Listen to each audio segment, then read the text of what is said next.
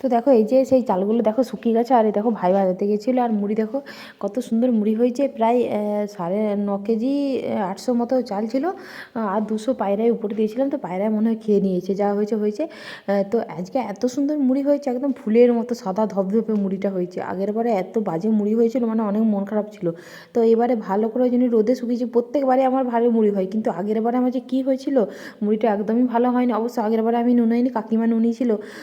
তো ভালো করে শুকিয়েছিল কাকিমা, কিন্তু কীভাবে কী হয়ে গেছিলো বুঝতেই পারা যায়নি। তারপরে দেখো সন্ধেবেলাতে সন্ধে দিলাম, তারপরে দেখো চাউমিন করতে বসেছি। দেখো বাদাম আর একটা ডিম ভেজেছি, মানে হাঁসের ডিম, আর এদিকে চাউমিনটা সিদ্ধ করে দিয়েছি। আর দেখো ভাই এদিকে মশলাগুলো কুটছে, আর এদিকে আমি এই দেখো আলুটা আর গাজরটা ভাজছি। আলু আর গাজর মানে আলু দিয়ে চাউমিন খেতে আমার ভীষণ ভালো লাগে, মানে সবাইকারই ভালো লাগে এই তো দেখো এই যে চাউমিনটা প্রায় হয়েই এসছে। এই যে আমি গল্প করছি ভাইয়ের সাথে, আর চাউমিনটাও করছি।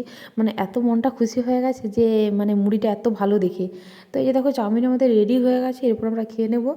আর এখানে দেখো চাউমিনটা রেডি হয়ে গেছে। আর আজকে কিন্তু শসা ছিল না, তার জন্য আমি গাজর আর হচ্ছে পেঁয়াজ দিয়েই স্যালাডটা বানিয়েছি।